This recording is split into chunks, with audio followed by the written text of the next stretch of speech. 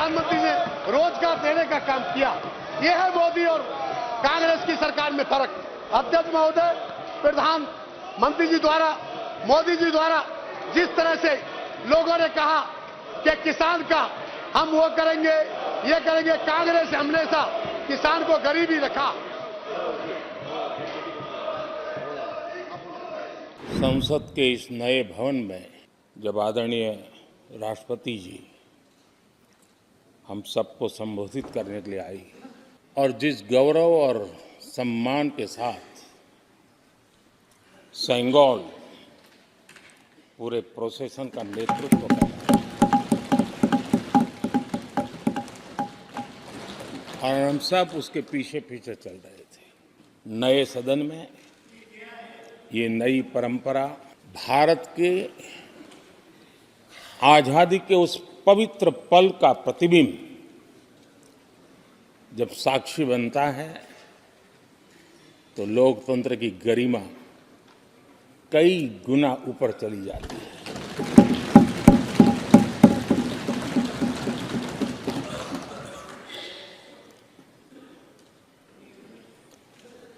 ये 75वां गणतंत्र दिवस, इसके बाद संसद का नया भवन, सेंगोल की अगुवाई, ये सारा दृश्य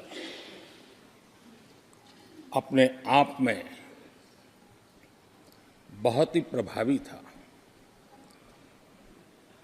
मैं जब वहां से पूरे कार्यक्रम को मैं भागीदारी कर रहा था, यहाँ से तो उतना हमें भव्यता नजर नहीं आती है, लेकिन वहाँ सब मैंने देखा कि वाकई नए सदन में इस गरिमावान उपस्थिति में राष्ट्रपति, उपराष्ट्रपति जी और आप,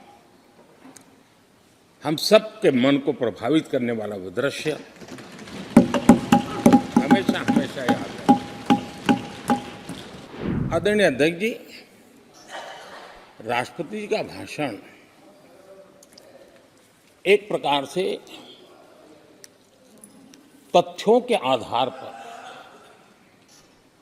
हकीकतों के आधार पर एक बहुत बड़ा दस्तावेज है जो देश के सामने राष्ट्रपति जी ने प्रस्तुत किया।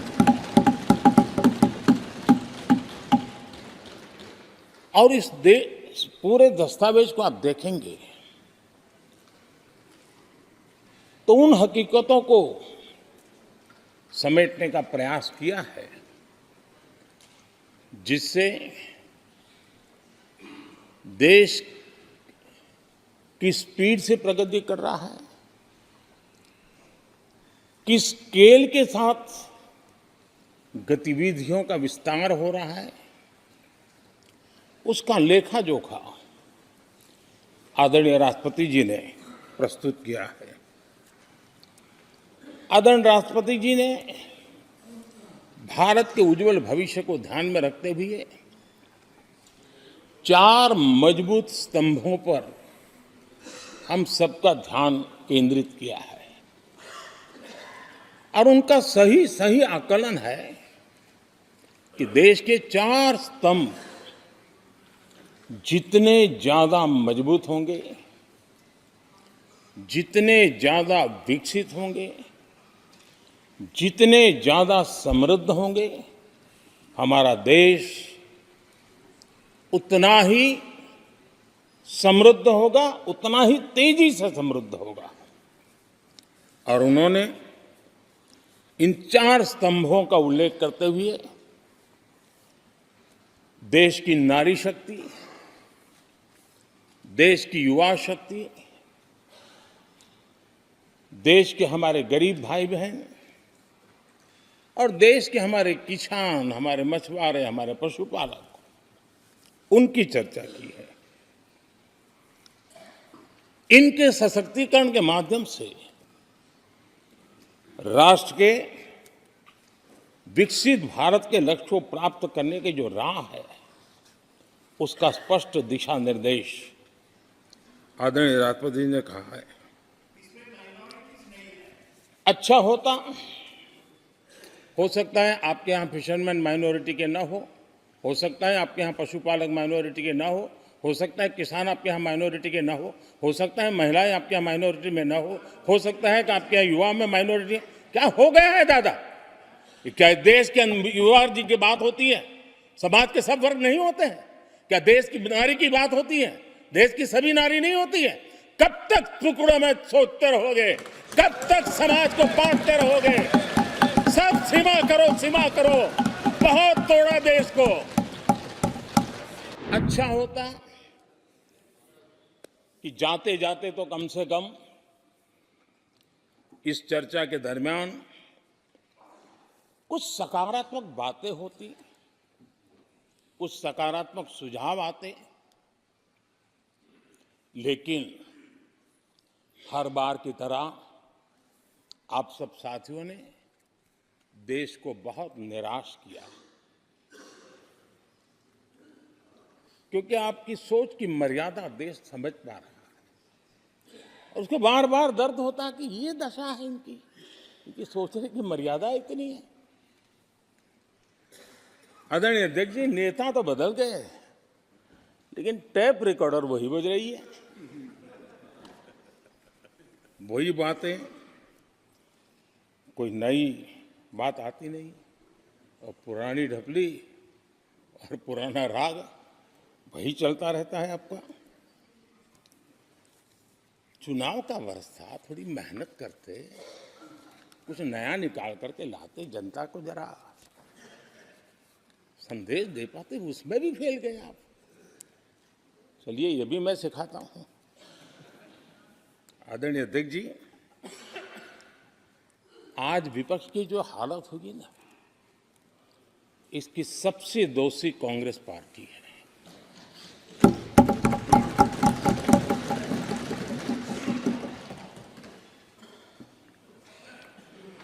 कांग्रेस को एक अच्छा विपक्ष बनने का बहुत बड़ा अवसर मिला, और 10 साल कम नहीं होते, लेकिन 10 साल में उस दायित्व को निभाने में भी वे पूरी तरह विफल गए। और जब खुद विफल हो गए तो विपक्ष में और भी होनहार लोग हैं, उनको भी उभरने नहीं दिया, क्योंकि फिर मामला और गड़बड़ हो जाए। इसलिए हर बार यही करते रहे कि और भी विपक्षी जो तेजस्वी लोग हैं उनको दबा दिया जाए। हाउस में कई यंग हमारे माननीय सांसदगण हैं, उत्साह भी उमंग भी है, लेकिन अगर वो बोलें, उनकी छवि उभर जाए, तो शायद किसी की छवि बहुत दब जाए।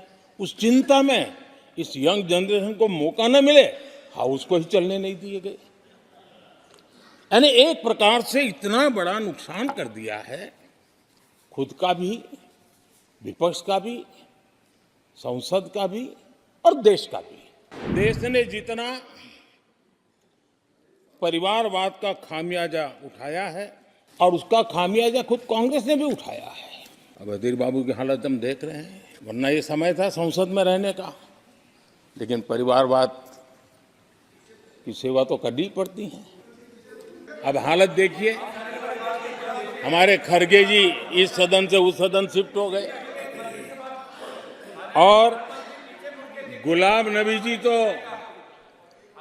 पार्टी से ही शिफ्ट कर गए। ये सब परिवारवाद के भेंट चढ़ गए। एक ही प्रोडक्ट बार बार लॉन्च करने के चक्कर में कांग्रेस की दुकान ताला लगने की नौबत आ गई है। और ये दुकान हम नहीं कह रहे, आप लोग कह रहे हैं। आप लोग कहते हैं दुकान खोली है, सब जगह पे बोलते हैं, दुकान को ताला लगने की बात आई। राष्ट्रपति जी ने विकसित भारत के रोड मैप पर चर्चा करते हुए आर्थिक पहलुओं पर विस्तार से चर्चा की। अर्थव्यवस्था के मूलभूत जो आधार है उसके की बारीकी से चर्चा की, और भारत की मजबूत अर्थव्यवस्था को आज पूरी दुनिया सराह रही है, पूरी दुनिया उससे प्रभावित है। और जब विश्व संकट से गुजर रहा है तब तो उनको और ज्यादा अच्छा लगता है G20 समिट के अंदर सारे देश ने देखा है कि पूरा विश्व भारत के लिए क्या सोचता है, क्या कहता है, क्या आशा करता है।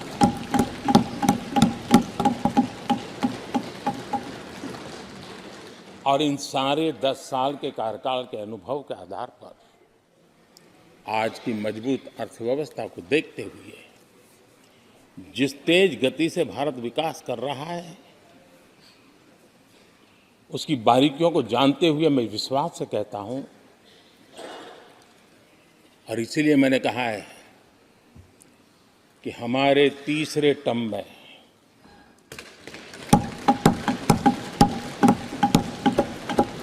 भारत दुनिया की तीसरी बड़ी आर्थिक ताकत बनेगा।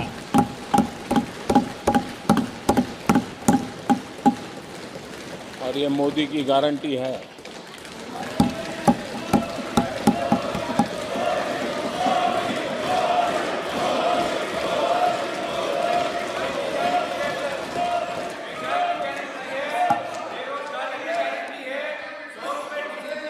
माननीय अध्यक्ष जी, इनको पहले मौका नहीं दिया था क्या?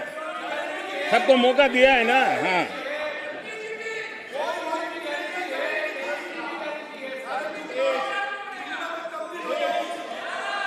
आदरणीय अध्यक्ष जी,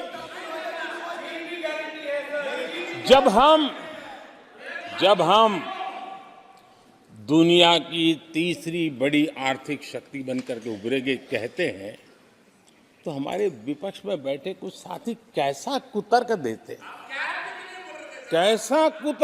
हैं। वो कहते हैं इसमें क्या है, ये तो अपने आप हो जाएगा। क्या कमाल है आप लोगों की। मोदी का क्या है, ये तो अपने आप हो जाएगी। उस समय ये ब्रह्मांड के बड़े अर्थशास्त्री कह रहे थे कि तीसरे नंबर पर 30 साल में हम पहुंच जाएंगे। 30 साल। और फिर कहा था ये मेरा विजन, जो मैं मनमोहन सिंह नहीं थे उस वक्त, मनमोहन सिंह नहीं थे। बहुत लोग हैं जो ये ख्यालों में रहते हैं वो ब्रह्मांड के सबसे बड़ी अर्थशास्त्री है। ये लोग 2014 में कह रहे हैं और विजन क्या देखते हैं 2044, यानी 2044 तक तीसरी अर्थव्यवस्था की बात। ये इनकी सोच, ये इनकी मर्यादा, सपना भी देखने का सामर्थ्य खो चुके थे लोग। संकल्प तो दूर की बात थी। 30 साल का इंतजार करने के लिए मेरे देश की युवा पीढ़ी को कह कर गए थे, लेकिन हम आज आपके सामने विश्वास से खड़े हैं, इस पवित्र सदन में खड़े हैं, और मैं आपको विश्वास दिलाता हूं कि 30 साल हम नहीं लगने देंगे। ये मोदी की गारंटी है। मेरे तीसरे कार्यकाल में देश दुनिया की तीसरी आर्थिक शक्ति बन जाए।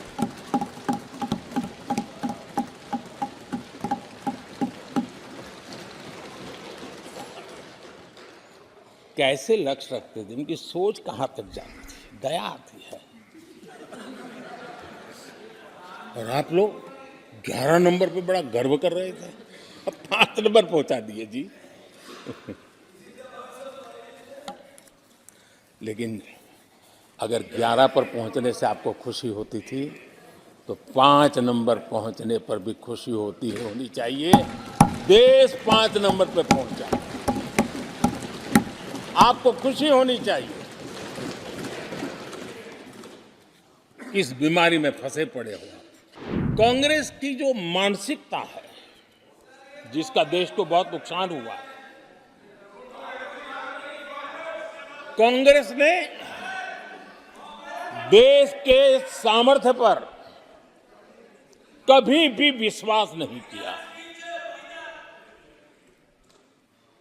वे अपने आप को शासक मानते रहे, और जनता जनार्दन को हमेशा कमतर आंकते गए, छोटा आंकते गए। आदरणीय अध्यक्ष जी, देश के नागरिकों के लिए कैसा सोचते थे, मैं जानता हूं, मैं नाम बोलते ही उनको जरा चुभन होगी, लेकिन 15 अगस्त लाल किले से प्रधानमंत्री नेहरू ने जो कहा था वो मैं जरा पढ़ता हूं। लाल किले से भारत के प्रथम प्रधानमंत्री ने जो कहा था वो पढ़ रहा हूं, नेहरू जी ने। उन्होंने कहा था, हिंदुस्तान में काफी मेहनत करने की आदत आम तौर से नहीं है। हम इतना काम नहीं करते जितना कि यूरोप वाले या जापान वाले या चीन वाले या रूस वाले या अमेरिका वाले करते हैं। ये नेहरू जी लाल किले से बोल रहे हैं। यह न समझिए, यह न समझिए कि वह, यह न समझिए कि वह कौमें, ये न समझिए कि वह कौमें कोई जादू से खुशहाल हो गई। वो मेहनत से हुई है और अक्ल से हुई है। ये उनको सर्टिफिकेट दे रहे हैं, भारत के लोगों को नीचा दिखा रहे हैं। यानी नेहरू जी की भारतीयों के प्रति सोच थी कि भारतीय आलसी है। नेहरू जी की भारतीयों के लिए सोच थी कि भारतीय कम अक्ल के लोग होते हैं। और आदरणीय अध्यक्ष जी, इंदिरा जी की सोच भी उससे ज्यादा अलग नहीं थी। इंदिरा जी ने जो लाल किले से 15 अगस्त को कहा था, लाल किले से 15 अगस्त को इंदिरा जी ने कहा था, दुर्भाग्यवश हमारी आदत ये है कि जब कोई शुभ काम पूरा होने को होता है तो हम आत्मतुष्टि की भावना से ग्रस्त हो जाते हैं, और जब कोई कठिनाई आ जाती है तो हम ना उम्मीद हो जाते हैं। कभी कभी तो ऐसा लगने लगता है कि पूरे राष्ट्र ने ही पराजय भावना को अपना लिया है। आज कांग्रेस के लोगों को देख करके लगता है कि इंदिरा जी भले देश के लोगों का आकलन सही न कर पाए, लेकिन कांग्रेस का एकदम सटीक आकलन उन्होंने किया।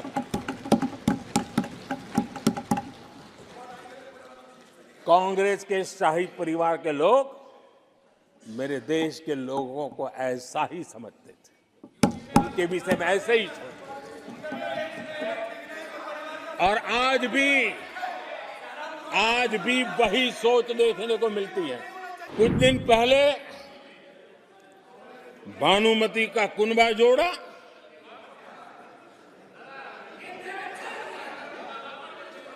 लेकिन फिर एकला चलो रे करने लग गए। कांग्रेस के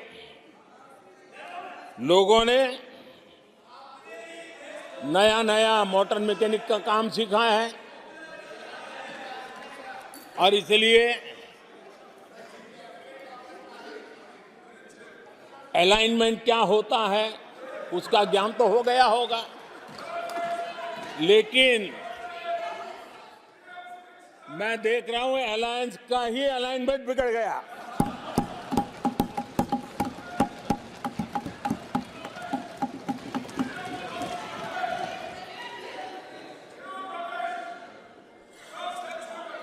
इनको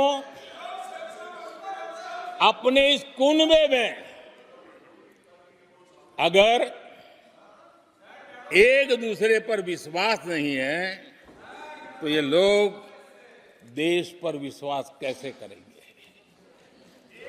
आदरणीय अध्यक्ष जी, हमें देश के सामर्थ्य पर भरोसा है, हमें लोगों की शक्ति पर भरोसा है। आदरणीय अध्यक्ष जी, देश की जनता ने हमें जब पहली बार सेवा करने का अवसर दिया तो हमने पहले कार्यकाल में यूपीए के समय के जो गड्ढे थे वो गड्ढे भरने में हमारा काफी समय और शक्ति लगी। हम पहले कार्यकाल में वो गड्ढे भरते रहे। हमने दूसरे कार्यकाल में नए भारत की नींव रखी और तीसरे कार्यकाल में हम विकसित भारत को निर्माण को नई गति देंगे। अब हमारी सरकार का तीसरा कार्यकाल भी बहुत दूर नहीं है। ज्यादा से ज्यादा 100-125 दिन बाकी है और अब की बार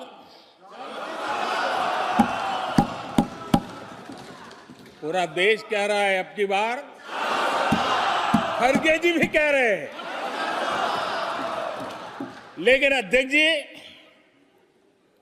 मैं आमतौर पर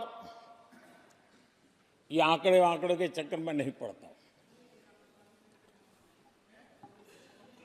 लेकिन मैं देख रहा हूं देश का मिजाज एनडीए को तो 400 पार कर पाई के रहेगा,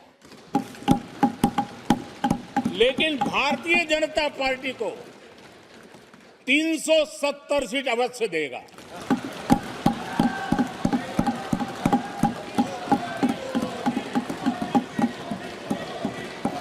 बीजेपी को 370 सीट और एनडीए को 400 पार। हमने 10 करोड़ फर्जी नाम हटाए हैं। अभी लोग पूछते हैं पहले इतना आंकड़ा था, क्यों, कब हुआ? आपने ऐसी व्यवस्था बनाई थी जिस बेटी का जन्म नहीं हुआ उसको आपके यहां से विधवा पेंशन जाते थे। और ऐसे सरकारी योजनाओं को मारने के जो रास्ते थे ना, 10 करोड़ फर्जी नाम बंद किए। ये जो परेशानी है ना इन चीजों की है, क्योंकि रोजमर्रा की काय उनकी बंद हो गई है। आदरणीय अध्यक्ष जी, हमने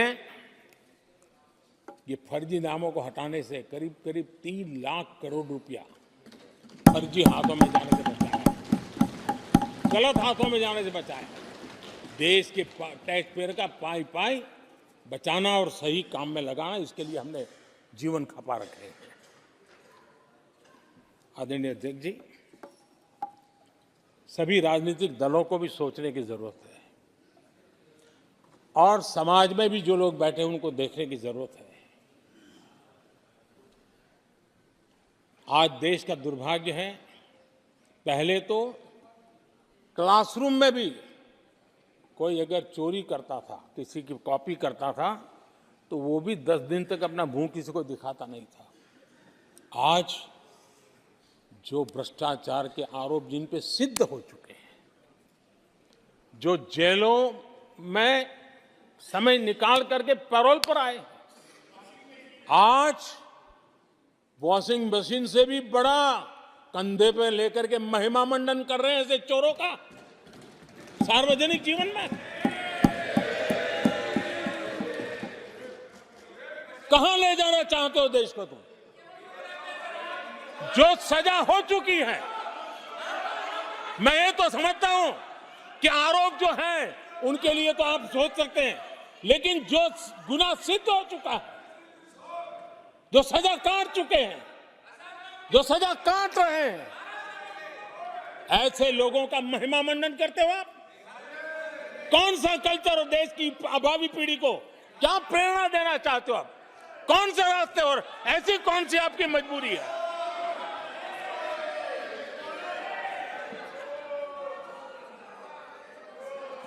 और ऐसे लोगों का महिमा मंडन किया जा रहा है, उनको महान बताया जा रहा है। जहां संविधान का राज है, जहां लोकतंत्र है, माननीय अध्यक्ष जी, ऐसी बातें लंबी नहीं चल सकती हैं। ये लोग लिख करके रखें कि ये जो महिमा मंडन का काम चल रहा है उनका, वो अपने ही खात्मे की चिट्ठी पे सिग्नेचर कर रहे हैं लोग।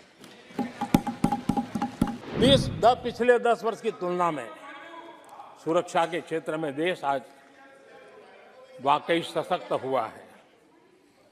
आतंकवाद, नक्सलवाद एक छोटे दायरे में अब सिमटा हुआ है।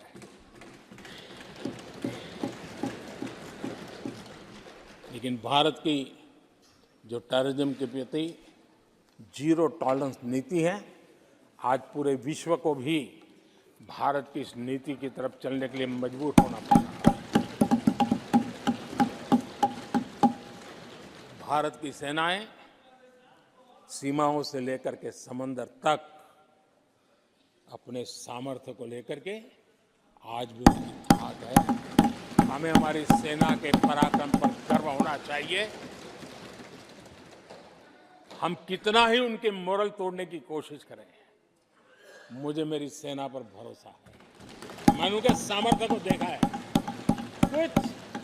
कुछ राजनेता सेना के लिए हल्के फुल्के शब्द बोल दें, इससे मेरे देश की सेना डिमोरलाइज होगी। ये सपनों में कोई रहते तो निकल जाए। देश के मूड को वो खत्म नहीं कर सकते। और किसी के एजेंट बन करके इस प्रकार की भाषा अगर कहीं से भी उठती है, देश कभी स्वीकार नहीं कर सकता है।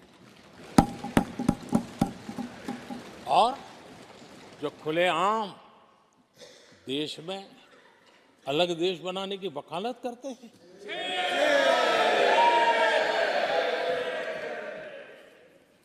जोड़ने की बातें छोड़ो, तोड़ने की कोशिश करिए। यार, आपके अंदर क्या पड़ा हुआ है? क्या इतने टुकड़े करके अभी भी आपके मन को समाधान नहीं हुआ है? देश के इतने टुकड़े कर चुके हो आप, और टुकड़े करना चाहते हो?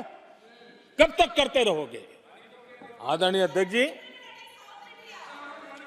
इसी सदन में अगर कश्मीर की बात होती थी तो हमेशा चिंता का स्वर निकलता था, छिटाकशी होती थी, आरोप प्रत्यारोप होते थे।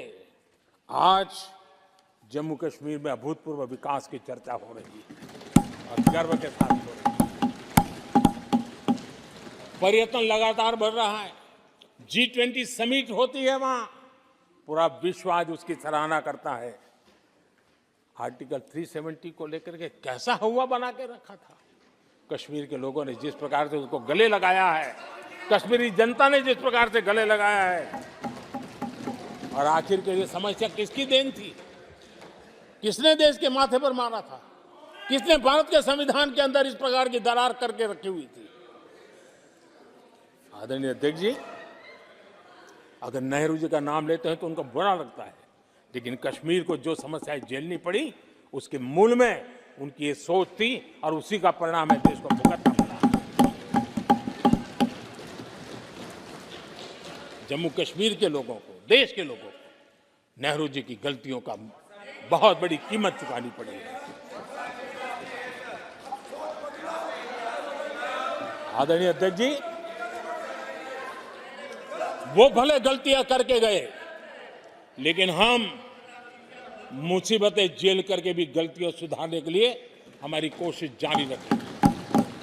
हम रुकने वाले नहीं हैं। हम देश के लिए काम करने के लिए निकले हुए लोग हैं। हमारे लिए नेशन फर्स्ट है।